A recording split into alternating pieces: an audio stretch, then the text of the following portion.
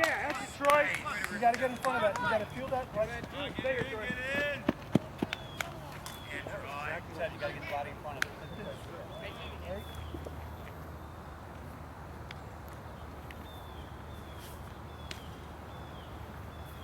Go, Billy.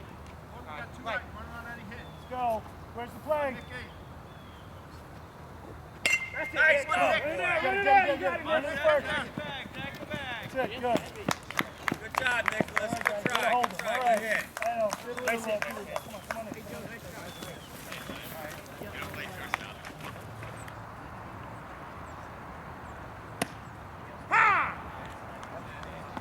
Good ball. Two strike. Get that play. Drop it in there. Feel ready. Feel ready.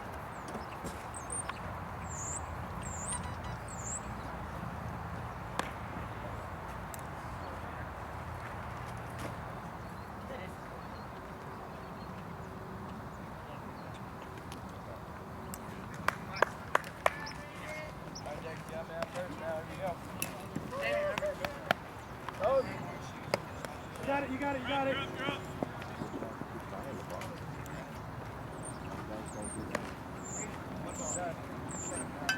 Jamie, nice steal. Hey, Joe.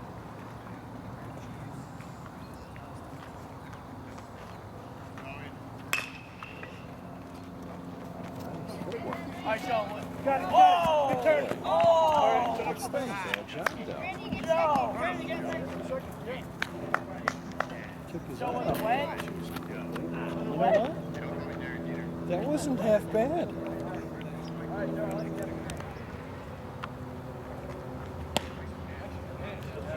Maybe you're ahead of it. Stay back.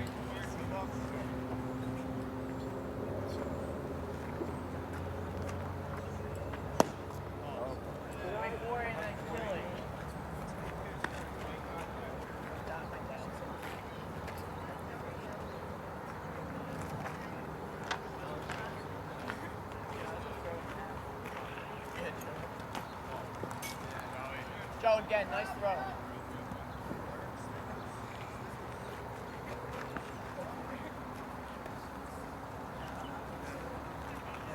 Ball, two strikes. Let's go, Seth, protect that play. Yeah. Yes, Seb. Yeah, all right. Yes, sir. Nice hit, Sam.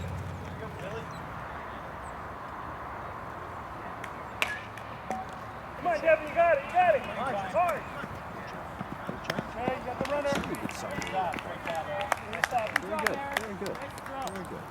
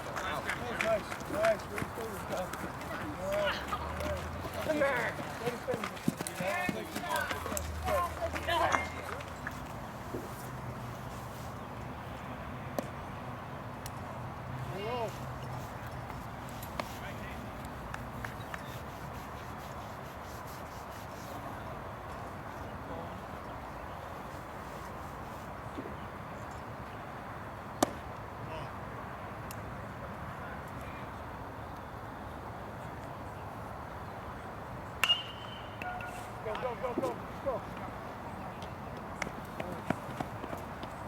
All right. Let's simplify this and think about this concept when giving the count. If you actually say 2 balls, 1 strike, Yeah. doesn't it make it more difficult to not do this? Does that make sense?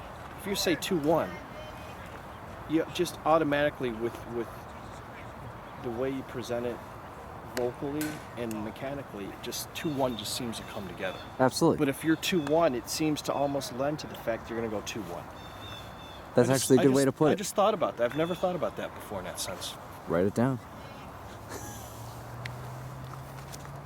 That's what I love about doing this is when I rationalize and think about things, I just gotta come up with things. And you learn. And that is a better way of teaching. Rather than just saying they have to be together.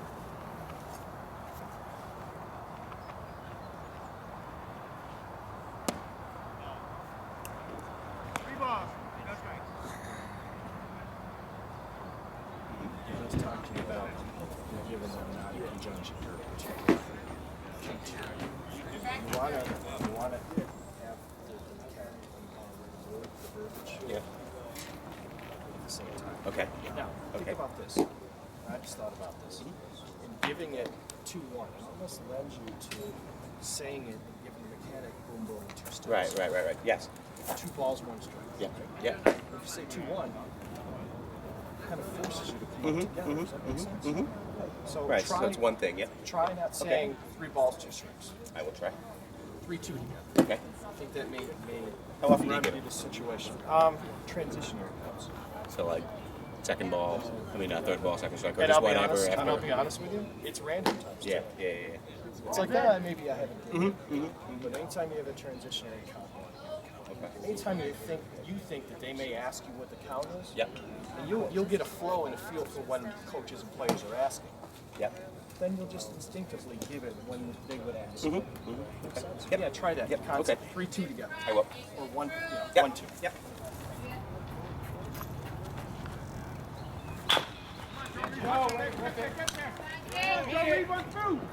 Took his eye off. Slowed it down a little bit because he took his eye off. Released the throw.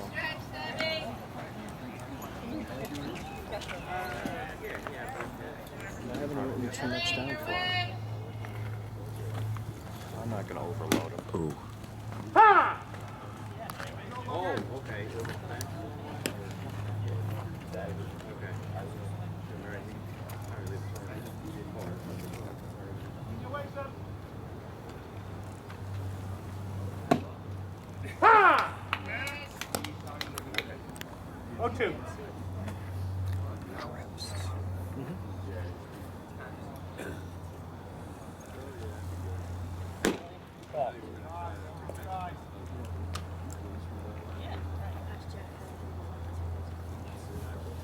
He didn't see that pitch was because he moved.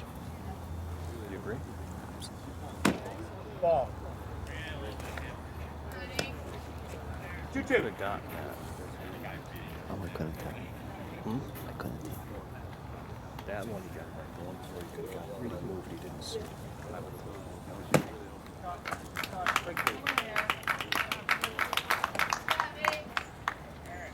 It's okay. It was a catch. I should have been better. But Okay, mechanically, okay. if you do this, Right. what are you telling everybody? You Well, didn't catch it. and that's what the call I was making, and then I realized after I made the call that it should have been he caught it and dropped it. So yep. Right. Now, you feel yourself drifting? I don't, and I always hear that I do. I would say Yeah. It's pronounced with a lefty up. Okay. Drifting towards the pitch.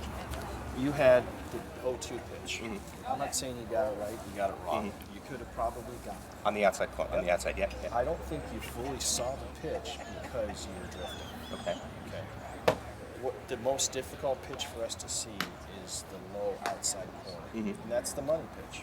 That's a 3-2 pitch in the 9th inning that the pitcher wants to get. Yep. 2 more catch. Okay. Yeah. So, you're in the slot. You have a pretty good angle, but you're drifting. Now you just drifted that split second at And the put the moment catcher of in my way, impact, right? and now you put the catcher in your way. Yeah. So you can't truly see whether the pitch was on the play, or this far off, or if it's this far off, which you're calling a strike, or Right. that far off. Right. Okay.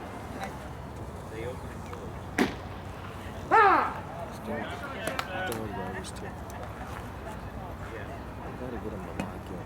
I don't want to change his stance. He needs to be. It's drifting. Well, A to B. A, B lock. It's just a gradual. that's good. I think you're right on. Well, with a righty, here's the difference. Okay, yep. Alright, what you're seeing as far as your drifting goes, and one thing we want to see with a lefty batter again, but it looks as though with a lefty your body is drifting. And with the righty, not only do you have a slight body drift, but your head is moving too. And you'll see this on the video, especially where we're looking at it right now. Let's see what we do here. Ball. Maybe you just heard me incorrectly. One thing Danny talked about is A to B. I want you to go a little quicker, A to B. A, B, lock. Let's see. Maybe you have good ears, but we don't want you to drift from A to B because what that creates is a situation where you're not truly set. You're just kind of slowly moving into your set position.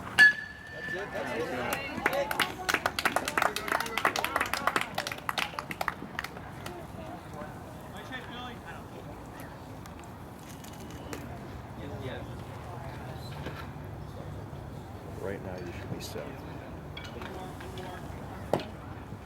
Alright, now you're set better, but what I want you to do is, the minute that pitcher comes set, starts any movement, drop to A to B, and set. Set now.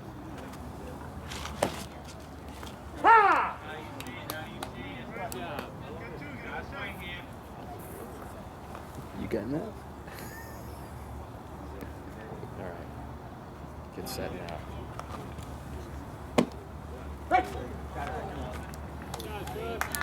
You agree with that? What? Setting that much earlier? I split the difference a little bit. I think now Danny and I are pretty much on the same page. Right? I think that Danny would set a touch later for you right now, so you get used to going A to B and being set and locked in. Get set now. Boom.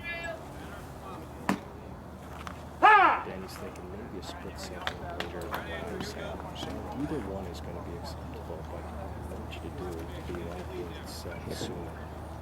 That way you force yourself not to drift. When you palm strikes, I like that. Okay, my other thing is I can't see the pitcher from where I am, so I might not be good.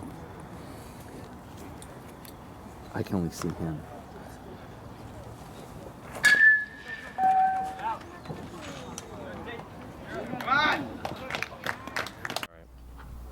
All right. We talked earlier about being locked in and not drifting. You're doing a better job, but what we want to see you do is go A to B quicker. Right now. Even that was a touch late. Explain exactly what you mean by A to B. Right now you're standing up in an A position. You're neutral. B position is when you're down, locked in, and ready to receive the pitch and view it. Right now I would lock in.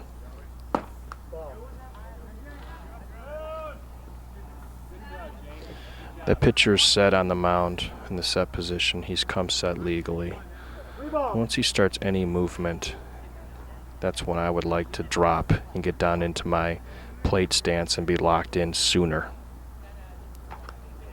Now. And for you, quite honestly, as you're working on not drifting, I may even set a little bit sooner. Once he comes set, there's no really harm in dropping A to B and being set that soon. What's the worst thing that's going to happen? He's going to throw to first base and you've dropped down to your B set locked position. Well, there's no harm in that because you're not making that call at first base. Let's take a look at this again. The batter's in my way, but I can see. Drop down now. All right, all right.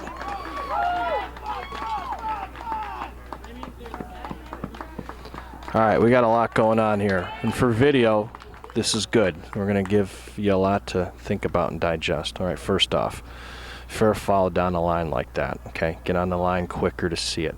That's a whacker fair foul, so get out there quicker. Okay, we should have the mask off, but in that sense, it's that fast you don't necessarily have to take the mask off. But once you've done that, take the mask off and drop to point of the plate. I may need new underwear after that. All right, all right. Nothing wrong there. Good job. Now back to the other play.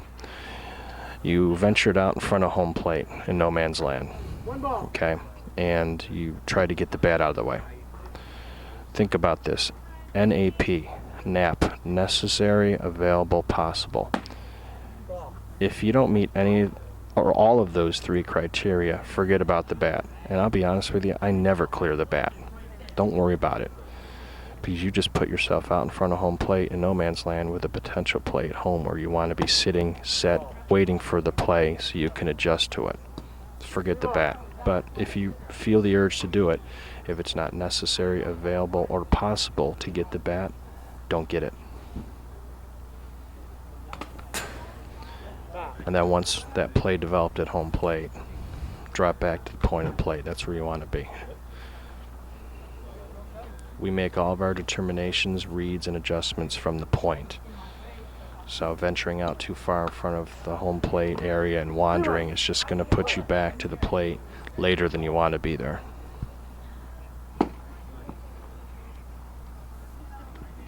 By the way, you don't seem to be drifting as much or moving your head. So I don't know if the audio came through earlier. You may have good ears. You may be hearing what I'm saying.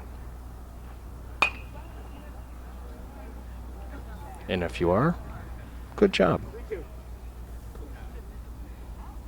And you're very smart for listening.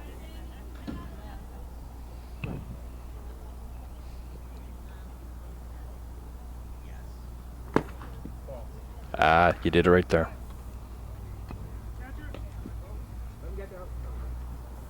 Talk to him about the slot. All right, get the mask off. Get the mask off.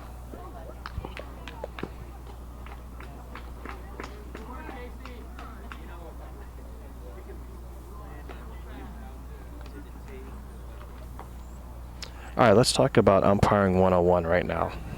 Just a concept. It's 9-0 in their early stealing. Okay? Do you think that may create a potential situation as you do upper level baseball? Now they're stealing up 9-0. When we're umpiring baseball games, we always want to have things in our mind. We always want to be thinking about potential trouble that may follow. So if a team is losing by this amount of runs and a team up is stealing, early stealing, bunting, be aware it may create a situation, a throwing incident. Coach is upset, players upset. Mind you, at this level, it's probably not going to happen. But in a tournament, it may. Be aware of these situations and then think about how you're going to deal with them.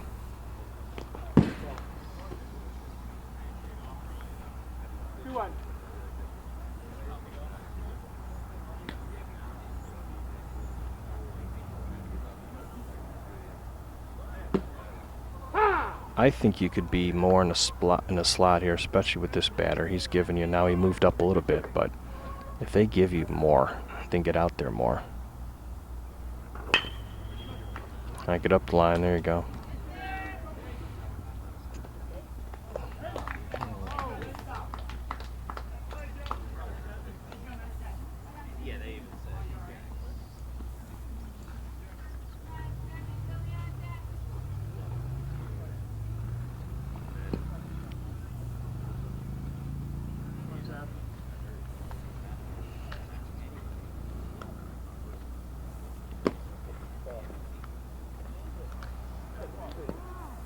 We may have righted the ship. Good job with the count.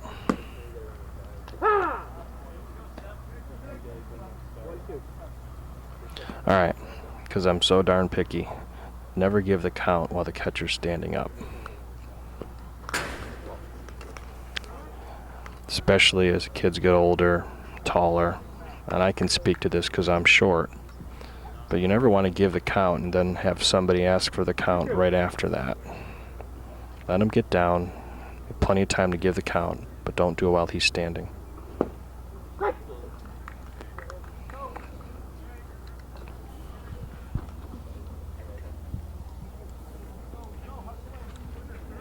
Just talking to that, you're talking. All right, we covered a lot of stuff here. I feel like I'm interviewing you right now. That's fine. But, and you're going to hear it all in the video. But talking about, and we'll try to remedy this right now. Going A to B. Do you know what A to B is? You're starting stand up, neutral position. B is when you're down in your plate stance. Okay. I think that a lot of your drifting may have to do with the fact that you're kind of just slowly kind of drifting down A to B. Okay. A to B should be more an aggressive, Like a lock. purposeful move, okay? Also,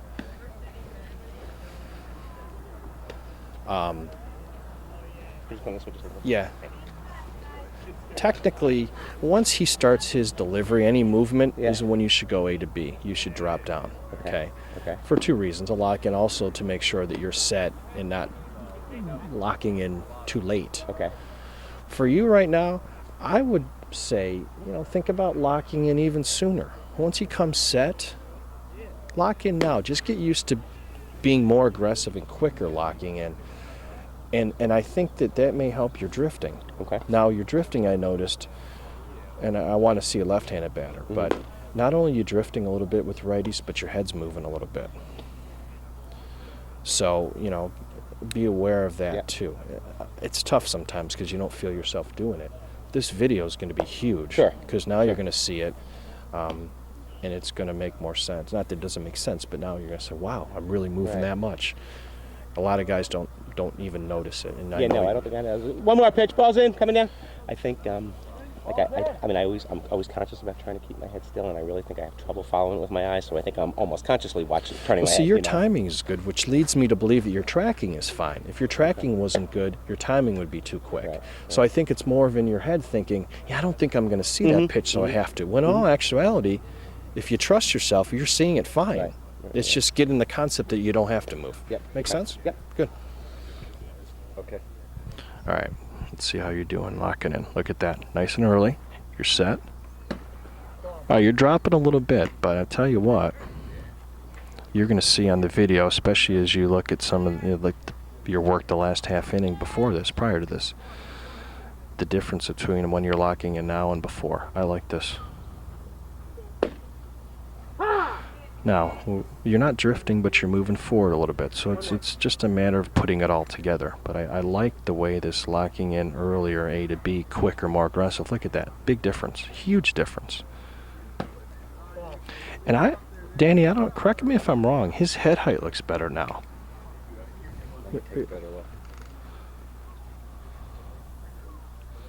Yes, it's not as low, not nearly. Your stance has changed, and for the better. You're going to see a dramatic difference in what your plate stance and head height was prior to you locking in sooner. This is much better, hands down better. Paul, as you see this video, initially I could not even see the pitcher because you were obstructing it, but now I can clearly see the pitcher as he's releasing the ball. That just shows us, documents that you're locking in earlier. That's a huge difference. It's encouraging, very encouraging. Well, that time you didn't move at all. I mean, if you can just follow that and keep doing that and replicate that, man.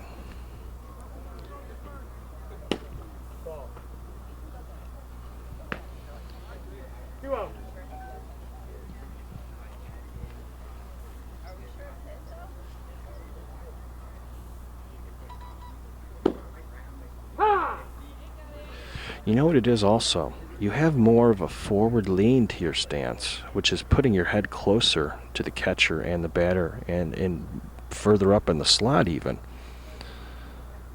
which looks hands down better. Maybe I'm going a little overboard here, but this is such a dramatic difference for me just by making a simple adjustment A to B. Your stance has completely changed for the better.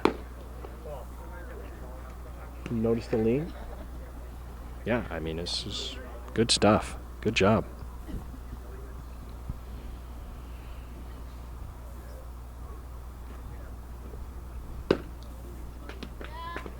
Now you'll see what you did there, and that's the one thing we keep harping on that you're going to work on. I know you'll get it right, but big improvement here. All right, here we go. Now this is good here. Let's see what we do with a lefty.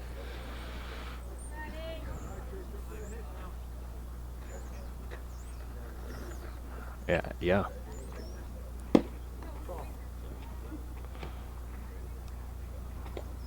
Don't get discouraged because the catcher bumped into you. You're where you need to be. Don't make an adjustment. Don't move back too much, which you may have just done a bit.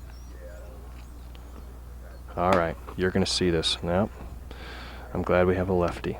But your stance is much better. Your stance is consistent with what it was as a righty, in my opinion.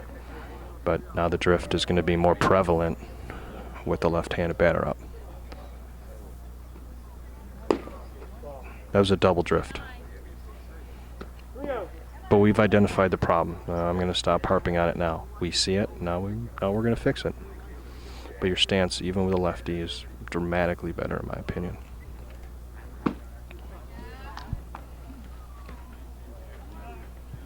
This is why we do this, man. And now, you know, this is a very good tool for you. And then we'll talk about how we get you to lock in better. Good. I'll tell you what, man. That's the pitch we talked about 2 innings ago that you didn't get. And now you got it.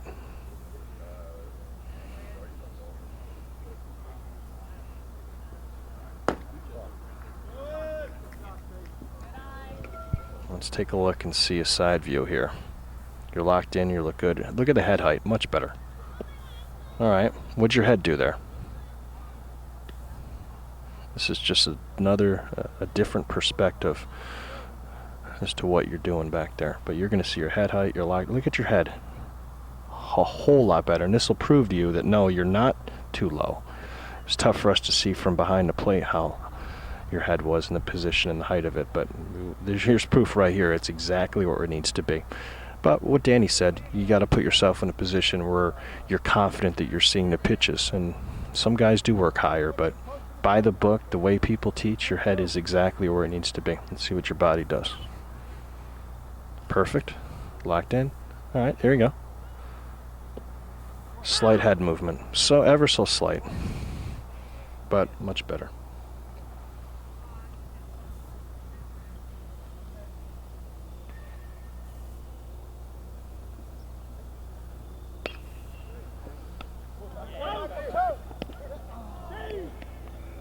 Am I talking or not? Yep. Okay.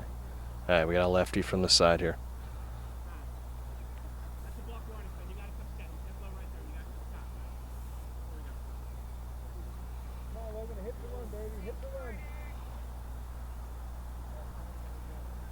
Good head height. Drifting. Now, I'm glad that we have a side view of your drift, because if you look and play this back, the timing of your drift is just as the ball is about to hit the hitting zone, reach the hitting zone. So, probably the worst time for you to be drifting, obviously. Regardless of whether your base umpire goes out or not, I really don't care. Okay. But think about the concept of coming aggressive out of the chute. Because what are the two things that are going to happen here? He's going to go out, right. which what do you have to do? I want to be out there anyway, right? So he goes out, what's your responsibility? Batter runner. Batter runner, first or second base. Yeah. Okay. If he comes in and pivot now, what do you have? The ball. Catch, no catch. Right. Okay. You're going to be in the same position for both. Right. Yep. Okay. Yep. So the one that I remembered early in the game, you kind of drifted up the third baseline a little bit or in that direction. Okay. If we have that concept of just coming aggressive out of the chute. Out towards the mound, right? Split the difference between basically the dirt cut out of first base and the dirt edge of the mound. Okay. So right up the middle there. Okay. Or, quite honestly, if you have to take a little different approach or path to see the catch, no catch. And I think that's why I came to the right on that one, because the ball was that way, and I think I was trying to, but come out further. But if he decides to go late, then you're in no man's land. Right. I'm not base. getting to the, yep. Okay. And one of two things are going to happen. You're going to continue on and take him to second base, or you're going to go as far as the ball will allow you to get for the catch, no catch. To make the catch, no catch. Hell, I've ended up in the dirt before. Yeah. Okay. Yeah. Now, this also takes the pressure off your partner a little bit. Now, Steve can take a little extra time, and he doesn't have the mindset now, and we've all been in positions where, I hope my partner has my back on this. But now, if he knows you're aggressive out of the chute, Right. Whether I He read can it take right with him or not, I'm there. Yeah. and whether he reads it correct or not, he knows he has more time to actually pause, read, and react and get a better view and read that fly ball, whether or not he's going to go out or not. So we always talk about, obviously, the importance of him being more the quarterback and the read on that one, but you can help him out, and you can take more of a leadership role in that by being aggressive and knowing that he knows you're going to be there. Right. Now the pressure's off him a little bit more. Yep. Okay. And I think that in two-men especially, when we can simplify things and get to spots earlier and more aggressively, it makes our reads and our calls much easier rather than just kind of drifting and then having to turn on the afterburners and run like heck to get to the spot. Be aggressive right out of the chute, and then it puts you in a better position. Okay. Okay? Yeah. Good concept. Chris, hammer the concept you were talking to me about, runner on first, plate umpire's responsibility on the double play. All right. Here's one that I don't know if you've ever thought about, and this is to both of you guys. We know as plate umpires, our responsibility is a force play slide rule, correct? Yeah. And I'm sure that you guys have probably been taught or used to going up the third base side. Okay. I'm going to suggest this, and obviously your mechanics and your coverages dictate what you do, but think about coming up the first base side. Okay. As plate umpires, what's the most difficult thing to see on the force play slide rule? In my opinion, it's the direction of his slide. We can see if he starts either in front of or after the base. We can see if he pops up. We can see those things. We can see if he runs and veers off and gives himself up. But think about the small window we have here. That box, we can't tell if he's this far outside or if he's straight in line. Now, if he slides in and has his hand like this and his whole body outside, we can see that from anywhere. Yeah. But we have a difficult time seeing that from the third base side. Also, all of our action is going to be on the first base side, right? Swipe tag, pull foot, out of play. So it just makes sense in my mind to come up the first base side to give yourself a better look at the slide and any other action and garbage it may have to clean up over here. Now, with that said, you guys have to talk about this before the game, because if you're going to come up the first base side, guess what? If there's an errant throw at second base on the turn, Right. and that R2 gets up and runs to third, you're not going to be able to get there Okay.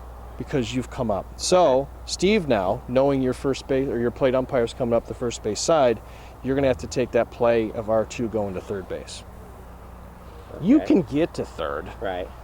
but you're going to have to come from here clear across the diamond when all he has to do is just slide over and take that play at third base.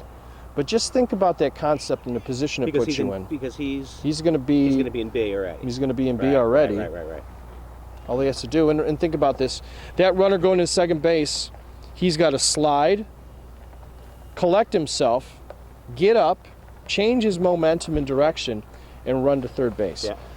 You have plenty of time as the base umpire to get ahead of that. So is he play. going to go in front of the mound or behind him? Between the mound and the plate, or between the mound Who's and that? second? Him coming over to third, do you think? Oh, he'll be behind the mound. Behind them. Yeah, because I mean he's Right, not 'cause going to he's in B, shoot. right, 'cause Yeah, he's in B, he's going to be in B. So both gonna be pretty close B to together. C would be Yeah. As it ends up, as he's making his lateral movement for the back end at first base. Right, I'm going to shift over where he was. you guys are probably going to be pretty close together, but you're not going to mess him up because you're looking for two different things. And quite honestly, you stop at the 45 and you're not that close. But how much better does it look now if he goes to you on a swipe tag or pulled foot, or the ball's out of play and you have a mess with ground rules on the first base side? You're making that determination from the first baseline, or you can even shoot over towards the dugout to say the ball's still in play or out of play, or making that call from the third base side. Yeah. What's more believable? Sure. Okay. So think about that concept, and next time you're out here, just take a look at it. Yeah. Yeah, and that's something I've never talked to a partner about. I don't know that anybody I work with would be thinking of And that. it's something that I don't want to necessarily say it's advanced, but just a different mindset and a different approach. And I think that you'll see that things are going to open up, and it just makes more sense to me.